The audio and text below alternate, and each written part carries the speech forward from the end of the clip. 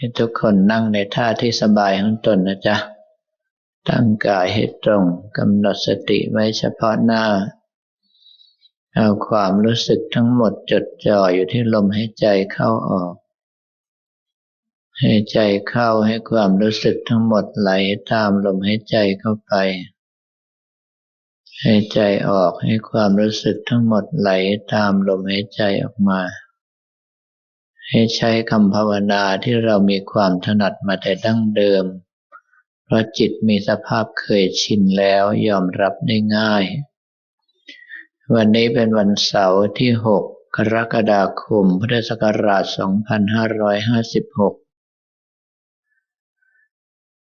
ดังที่ได้กล่าวมาแล้วว่าระยะนี้อาตมาเองเจออาการเจ็บไข้ได้ป่วยหนักๆ2 รอบติดกัน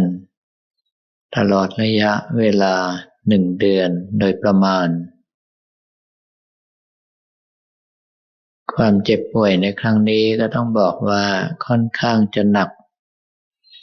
เนื่องจากว่าไม่เคยป่วยจนต้องอาศัยยาฉีดมานานแล้วตกประมาณ30 ปีได้แล้ว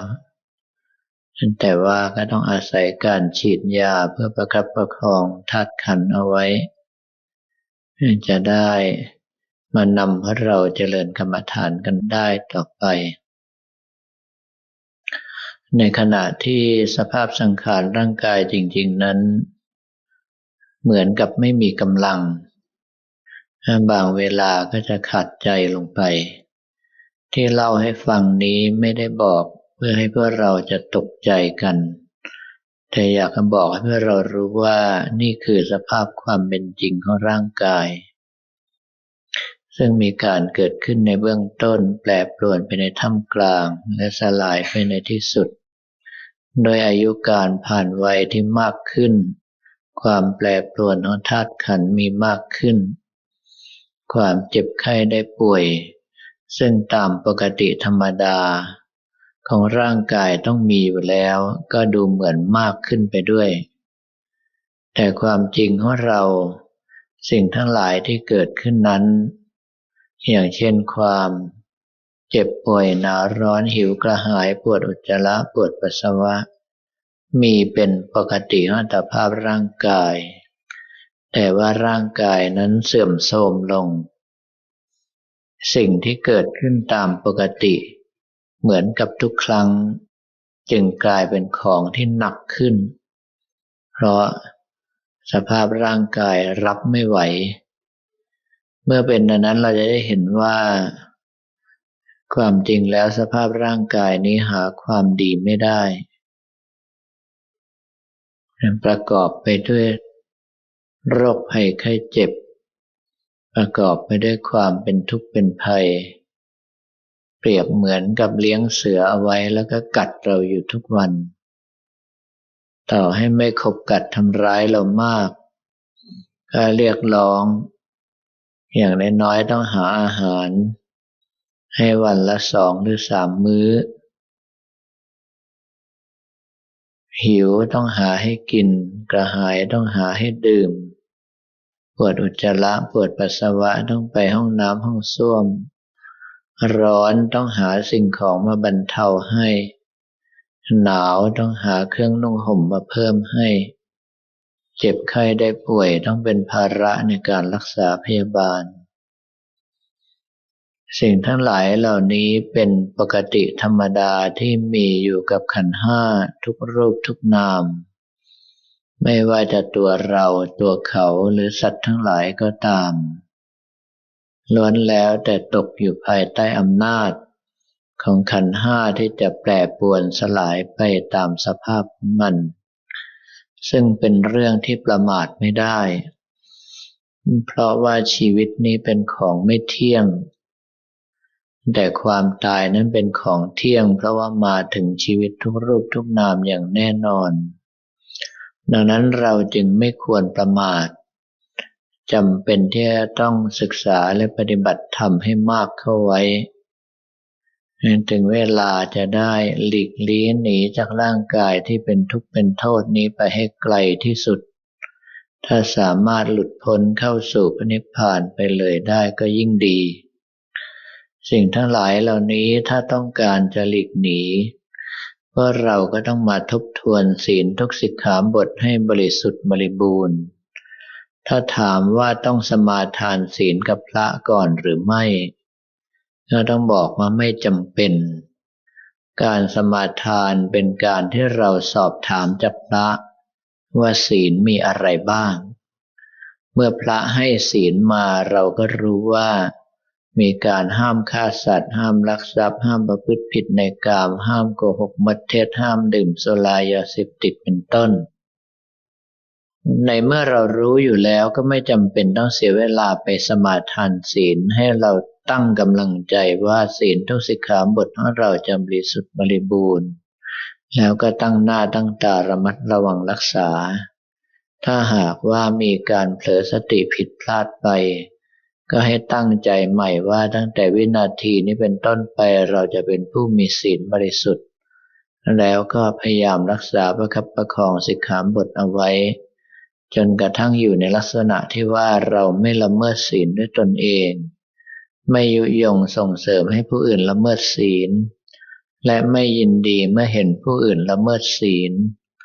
เมื่อเป็นดังนี้ความที่เราต้องใช้สติสัมปชัญญะจดจ่อระมัดระวังไม่ให้ศีลบกพร่องตัวสมาธิก็จะค่อยๆก่อเกิดขึ้นถ้าเรายิ่งใช้การภาวนาจับลมหายใจเข้าออกเสริมไปด้วยก็ยิ่งสามารถก้าวขึ้นสู่ความเป็นอัปปนาสมาธิคือสมาธิขั้นแนบแน่นตั้งแต่ปฐมฌานขึ้นไปเป็นของที่ไม่ยากเมื่อสมาธิของเราทรงตัวความผ่องใสของสภาพจิตมีมากเพราะว่ารักโลภโกรธหลงโดนอำนาจของสมาธิกดดับลงชั่วคราวเราก็จะมีปัญญารู้ว่าต้องประคับประคองอย่างไรศีลของเราถึงจะบริสุทธิ์บริบูรณ์ต้องคอยระมัดระวังอย่างไรสมาธิของเราจึงจะทรงตัวไม่เสื่อมสลายและท้ายที่สุดก็ให้หันมาพิจารณาให้เห็นว่าสภาพร่างกายนี้เต็มไปด้วยความเจ็บไข้ได้ป่วยเป็นปกติมีความตายเป็นของธรรมดาถ้าหากว่ามันจะเสื่อมสลายตายพังลงไปตามอายุไขก็ดีหรือเกิดอุบัติเหตุอันตรายใดๆก็ตามถ้าเสียชีวิตลงเราก็ขอไปอยู่ที่พระนิพพานแห่งเดียวแล้วให้ทุกท่านเอากำลังใจเกาะพระนิพพานหรือเกาะภาพพระเอาไว้ใช้คำภาวนาตามที่เราถนัดมาแต่เดิมถ้ายังมีลมหายใจอยู่ให้ดูลมหายใจควบกับคำภาวนาถ้าหากว่าไม่มีลมหายใจไม่มีคำภาวนาก็เอาจิตจดจ่อแน่วนิ่งอยู่กับพระนิพพานหรือภาพพระของเราให้ทำดังนี้ไปจนกว่าได้รับสัญญาณบอกว่าหมดเวลา